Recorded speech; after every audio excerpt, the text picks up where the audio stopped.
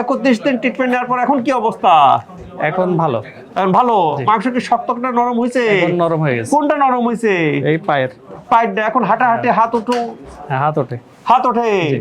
হাঁটাহাঁটি করা যায়। জি। এটা নিয়ে তো শশীর আগে কোথায় গেছিলেন? বিদেশে। এইখানে ব্যাঙ্গালোরে গেছিলাম। ব্যাঙ্গালোরে। আসসালামু আলাইকুম প্রিয় দর্শক।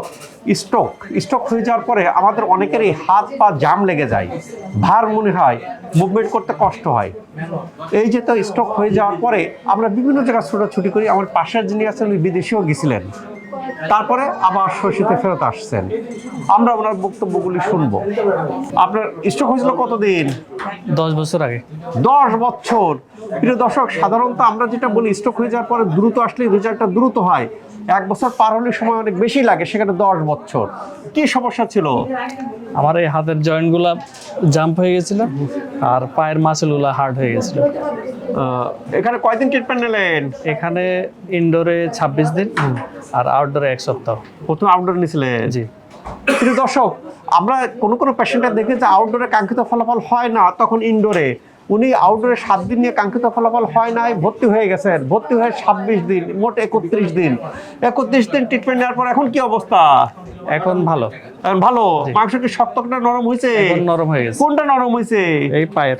পায়েরটা। এখন হাঁটাহাঁটি হাত উঠো। হ্যাঁ, হাত ওঠে। হাত ওঠে। জি। হাঁটাহাঁটি করা যায়। জি। এটা নিয়ে তো শশীর আগে কোথায় গেছিলেন? বিদেশে। এইখানে ব্যাঙ্গালোরে গেছিলাম। ব্যাঙ্গালোরে। বাবারে, আমরা বলি কি যে যেখানে ট্রিটমেন্ট নেবেন, ব্যাঙ্গালোর, ইন্ডিয়া, থাইল্যান্ড, সিঙ্গাপুর নেবেন। যদি কাঙ্ক্ষিত ফলাফল না হয়, শশী আসার পর তো এনার মতো 31 দিন। সাধারণত স্ট্রোকের রোগীর একটু বেশি টাইম লাগে, যে 31 দিনে আল্লাহর রহমতে 10 বছর আগে স্ট্রোক হয়েছে, কথা বোঝা গেছে। সাধারণত হাত পা জাম হয়ে গেছে, তো 10 বছর আর ভালো হইব না, একটু লেগে থাকলে হয়। যারা এরকম হাত পা জাম হয়ে গেছে স্ট্রোকের পরিণতিতে, মুভমেন্ট করতে কষ্ট হচ্ছে, আল্লাহ চাইতো ট্রিটমেন্ট নিতে পারেন, তবে দীর্ঘমেয়াদী ট্রিটমেন্ট লাগে।